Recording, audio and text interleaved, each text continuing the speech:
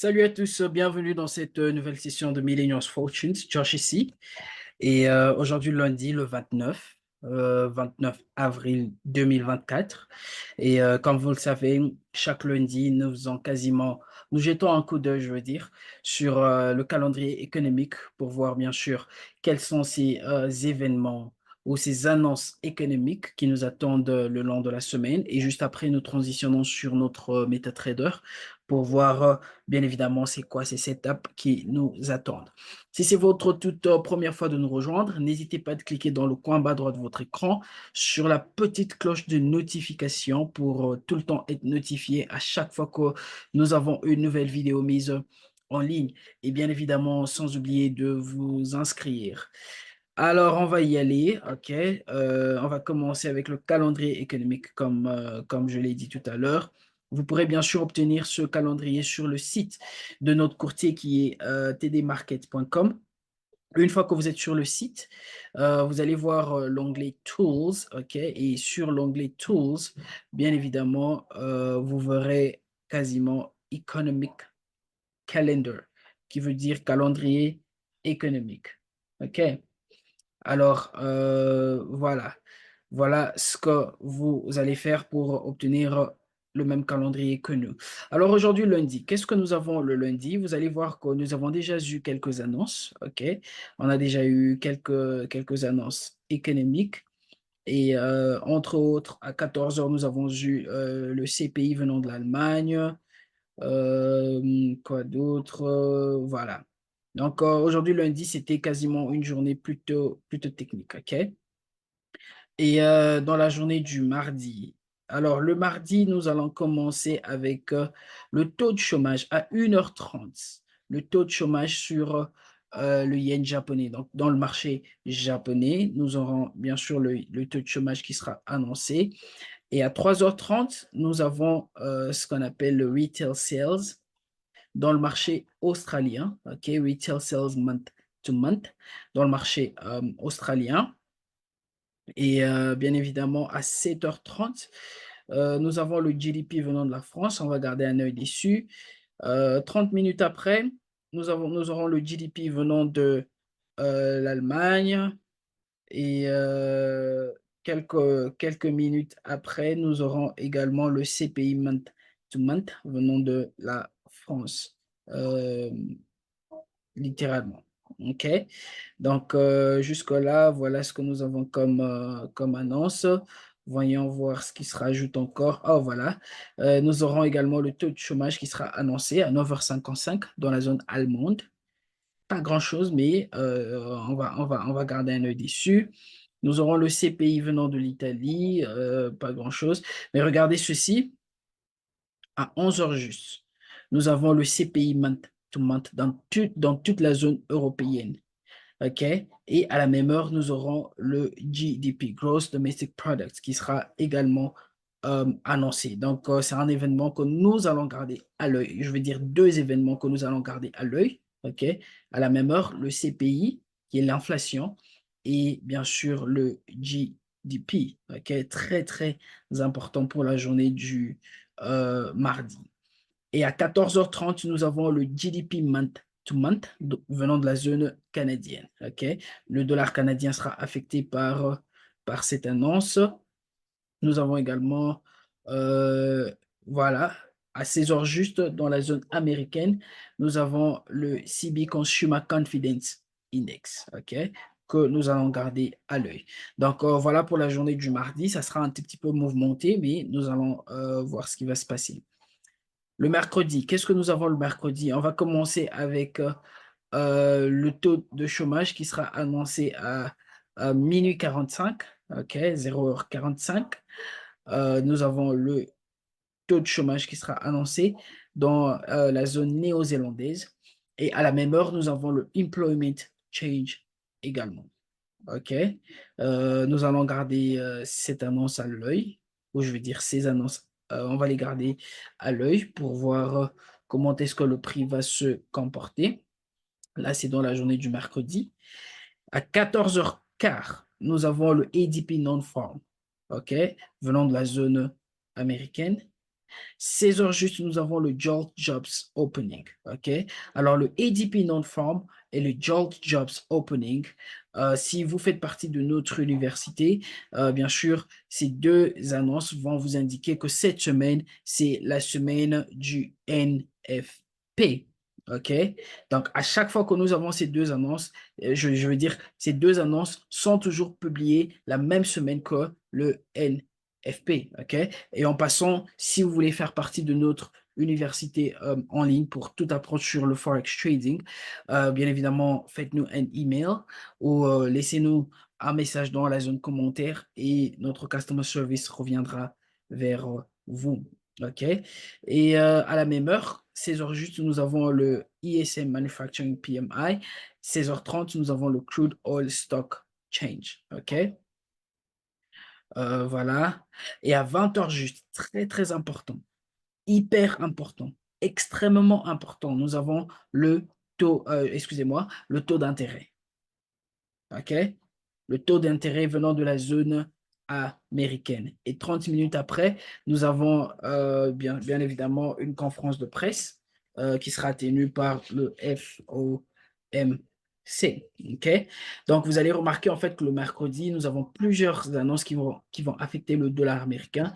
Donc, on va essayer de pas trop trade les paires avec le dollar. OK? Pour voir bien évidemment ce qui va se passer. Donc, on va essayer de se concentrer sur d'autres paires et non ces paires avec le dollar. OK? Dans la journée du jeudi, qu'est-ce que nous avons le jeudi? Voilà, le jeudi à 8h30, nous avons le CPI, OK? L'inflation qui sera annoncée dans la zone suisse. OK? Et voyons voir quoi d'autre que nous avons. À 14h15, nous avons le gouverneur de la Banque canadienne qui va tenir un discours. Voilà tout pour le jeudi. OK, donc le jeudi, il n'y a vraiment, vraiment pas grand-chose. Par contre, le vendredi, ce que nous avons, c'est quasiment le vendredi. Voilà, le vendredi, nous avons à 14h30 le taux de chômage sur le marché américain et à la même heure, nous avons le non-farm payrolls. Ceci est très, très important, extrêmement important, le NFP. OK? Le NFP, le marché, il devient très volatile. À cette heure-ci, le marché devient très, très volatile, littéralement, et on fera très, très, très, très attention. OK? Bien évidemment, nous avons le average hourly earnings qui sera également publié à la même heure. Mais voilà. Et à 16 heures juste, nous avons le ISM Non-Manufacturing PMI. Quoi d'autre que nous avons? Voilà, voilà, voilà tout pour le vendredi. Donc, voilà tout également pour toute la semaine en ce qui concerne les annonces économiques. Donc, vous allez voir que ce sera une semaine plutôt mixte, OK? L'analyse fondamentale et l'analyse technique. Et voilà. Ceci étant dit, on va aller sur notre MetaTrader pour voir ce qui est en train de se passer. Alors, j'ai dit, jeter un coup d'œil sur trois paires. OK. Euro NZD, Euro CAD, bien sûr, et US 30. Ça, c'est seulement pour la journée d'aujourd'hui. Alors, Euro NZD, très simple comme mouvement. Nous avons un mouvement impulsif haussier et il nous a donné une correction complète.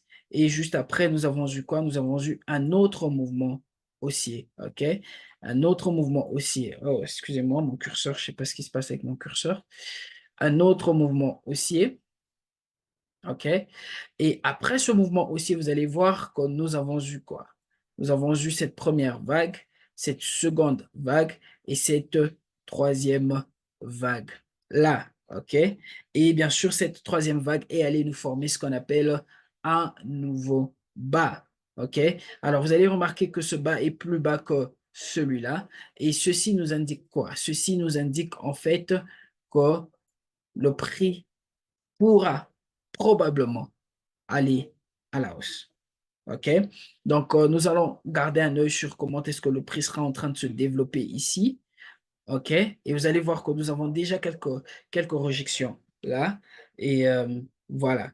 Donc là, c'est avec Euro NZD, nous sommes en train de rechercher un achat. OK? Le prix a déjà fini sa correction et tout ce que nous attendons, c'est que le prix reparte à la hausse. OK? Ensuite, nous avons EuroCAD. Qu'est-ce qui se passe avec EuroCAD? Alors, EuroCAD vient du haut de la structure. OK? Il vient du haut de la structure. Ce qui nous indique en fait que ceci-là, c'est notre première vague. Potentiellement, ceci a été notre, je veux dire, ce mouvement a été notre seconde vague. Nous sommes maintenant en train d'attendre une troisième vague qui va aller nous donner au plus haut que ce premier-là pour nous donner une correction complète. Alors, comment est-ce qu'elle sera? Le prix est allé à la hausse. Il nous a donné une correction là et nous attendons qu'il nous donne ce mouvement haussier. Vous voyez ce mouvement haussier qui est plus haut que celui-là et bien évidemment, ceci sera pour nous une correction complète et le prix va nous donner quoi? Une opportunité de vente. OK? Là, c'est avec EuroCAD. Alors, je veux tirer votre attention ici. Vous allez remarquer qu'ici, en fait, nous avons eu quoi? Nous avons ce mouvement haussier là. Vous voyez ce mouvement haussier? Nous avons eu cette première vague, cette seconde vague, et on va voir maintenant la troisième vague. Donc, nous avons plus de chances que le prix, ce mouvement, qu'il revienne là, ensuite nous donner un nouveau bas avant de repartir à la hausse pour aller nous donner le haut sur le long terme, ce haut-là qu'on voulait voir. OK? Donc, nous allons attendre, voir comment est-ce que le prix va se développer ici. OK? Mais l'idéal, c'est qu'on va voir le prix aller à la baisse. OK? Tester ce point-là, de donner un bas plus bas que ce premier-là. Et ensuite, nous allons anticiper quoi? Anticiper un achat. Mais cet achat sera juste sur le court terme parce que souvenez-vous que sur le long terme, nous avons eu ce mouvement baissier. Donc, ceci-là qui va venir là, ce sera une correction. Et ensuite, nous allons faire quoi? Nous allons anticiper une autre vente ou un autre mouvement baissier. OK? Là, c'est avec EuroCAD. Et bien évidemment, pour finir, nous avons US30. Alors, qu'est-ce qui se passe avec US30? Mouvement très, très simple. OK? Pourquoi je dis très, très simple? Ça, c'est quasiment de la théorie pure et simple. Je nous ai dit que pour chaque mouvement impulsif, qu'il soit haussier ou baissier, nous avons toujours eu quoi? Soit un retracement ou une correction. OK? Et c'est exactement ce qui s'est passé là avec US30. Nous avons eu un mouvement baissier et nous avons eu, bien sûr, cette correction. Pour chaque mouvement impulsif, nous avons quoi? Une correction. Et lorsque la correction apparaît, nous espérons avoir quoi? Nous anticipons avoir un autre mouvement dans le même sens que le premier mouvement impulsif. Quel a été notre premier mouvement impulsif? Ce mouvement baissier-là. Et regardez ce qui a suivi, un autre mouvement baissier. On est d'accord? Alors, regardez ce qui est en train de se développer là. Une autre correction. Nous avons eu notre première vague, seconde vague, et la troisième vague est en train d'aller se former là. OK? On va voir cette troisième vague se former là, nous donner un haut plus haut. Ensuite, nous allons anticiper quoi? Une vente. Donc, voilà tout pour aujourd'hui. Que Dieu nous bénisse. Je nous donne rendez-vous encore une fois demain à la même heure et à très bientôt.